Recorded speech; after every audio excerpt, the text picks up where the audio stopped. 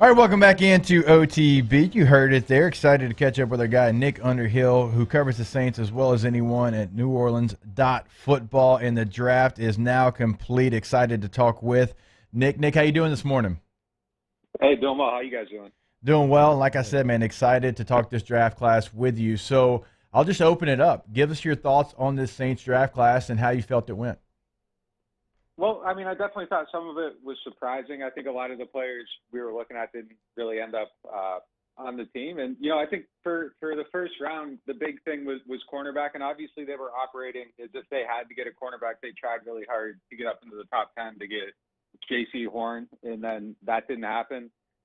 And then just kind of the way the draft felt, I feel like I would have felt better about it if the first three picks were made in reverse: cornerback, linebacker, then defensive end. I do think that Peyton Turner is probably better than the reaction on Twitter would lead you to believe. I don't think he's as raw as Marcus Davenport. I've seen Marcus Davenport comparisons. I think there's some similarities in how they're built and how they rush the passer, but I don't think Turner's nearly as raw as Davenport was coming into the league. I mean, just starting on something very basic and obvious, if you put on tape of both these guys in college, you're going to find snaps with Turner having his hand in the dirt, and Davenport won't. And even at this point in Davenport's career, he still struggles with that. So, I mean, I think he's a little bit more polished. There's things with this pass rush plan that could improve it, and, figuring out how to stack moves and counters and things like that. But I think he's starting from a higher point. And, the thing that pops off for me is he's so incredibly strong. And when he can get his hands on somebody, they just kind of, they can die against him, just the way he plays. So, I think it would be really hard for him to not contribute. And I think that he can get, better. There's definitely room for growth. I haven't had a chance to watch Pete Werner yet, but I do think that, what I have seen, he just seems like a very solid player that's going to, usually be in the right spot. I don't think he's going to do anything to kill your defense. And, I think he just kind of plays like really well. He's like AJ Klein, but maybe a little bit more athletic. And, I like the way AJ Klein played. I thought he was a solid player, but, he just lacked a little athleticism. Pete isn't, going to make anyone think he's Jabril Cox, but he does have a little bit of speed, a little bit of range. And, I think he'll probably be a starter right away. And then third round pick, Paulson Adebo, I think he has a lot of upside. I think he does a lot of things really well. And then there's some things that kind of make you nervous. I saw him get beat twice on the same double move against UCF. He did get an interception against Arizona in 2019 on the same route, like a little stop and go. But, I mean, there's just some things where I think if you can slow him down with the double move and then speed up, he can be a little bit susceptible.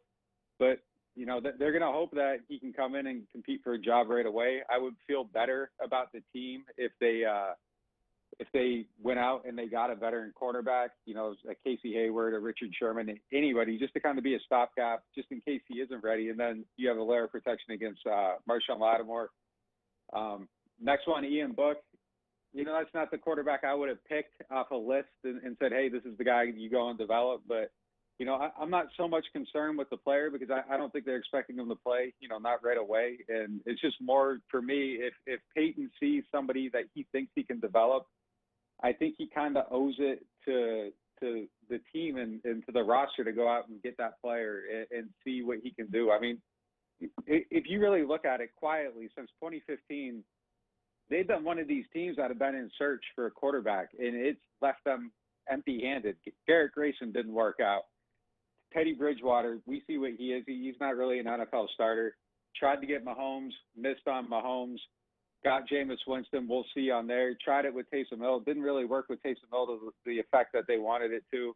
So, I mean, in a weird way, they're kind of like the Denver Broncos, being one of these teams that's out here looking every year, looking under every rock and around every corner for a quarterback, and they don't find one. So if you have a chance and you think you like this guy and you think he has a shot, give it a shot. I mean, I think most fourth-round quarterbacks probably aren't going to make it in the NFL, but we'll see what they can do with him. And then I feel like they got solid depth, going down through the rest of the draft. And I like one of those pieces at the end, and Landon Young and Musso and I just talked about. This is a guy I watched a lot at Kentucky. I know he had an injury. I believe he can play tackle or guard in the NFL. I think that this is someone who potentially could step up and play big-time snaps if you need him to, if Pete does go down like he has the last couple of years. I actually really like that pick if Landon Young is, in fact, healthy and back from that injury that he had. So I yada your guy. That's unfortunate. Yeah, no, I like him too. I think he has that versatility. I think it was a good move for them. And they lost some of their depth on the offensive line, and I thought it was pretty important for them to go in there and get somebody, especially somebody they can develop. And if he has upside that they really like, I mean, both your tackles are in situations where one needs a contract. Well, both of them need a contract, and one of them's getting older. So if you have to start developing somebody, I think it's really smart to get someone in now.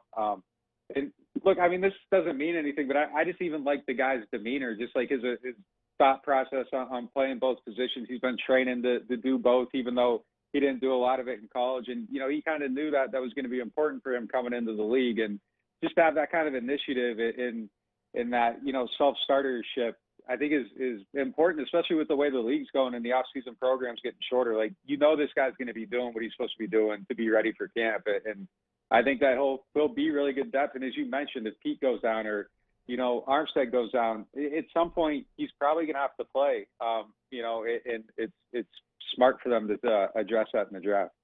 Nick, with Ian Book, going back to him for 1 second, do you see him more as the primary backup to where Taysom can then do his thing like normal, or do you see them wanting to maybe even use his athleticism some like they have at Taysom Hill in the past in a rookie year?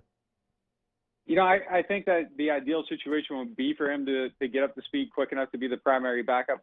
I don't know if that's going to happen, though. I mean, if we're being honest, you kind of watch how he plays. It's a little bit chaotic, and he's a playground quarterback. And, it's weird because I think the stuff he does outside of the pocket when everything's just wacky and going nuts, I think that's when he plays his best. I think when he's in the pocket, there's some stuff where there's room for growth. And is that going to happen in the matter of months to get him up to speed to where if Jameis goes down, he can come in and play?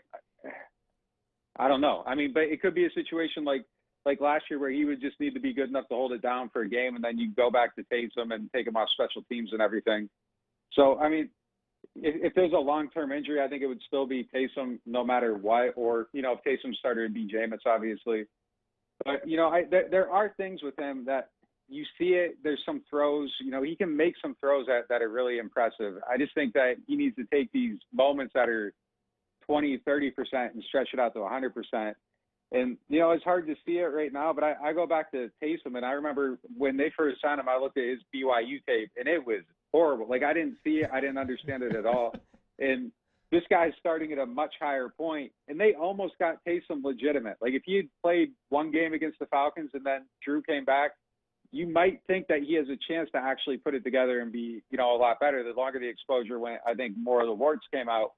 But the starting point to where he ended up, I mean, it's significantly different. So if Sean thinks he can do that with this guy, I mean, we'll see. I mean, again, I have doubts. It's a 4th-round pick. I think the odds are highly against any 4th-round quarterback. But if he thinks he can do it, we'll see. All right, he is Nick Underhill. You can follow along on Twitter at Nick_Underhill.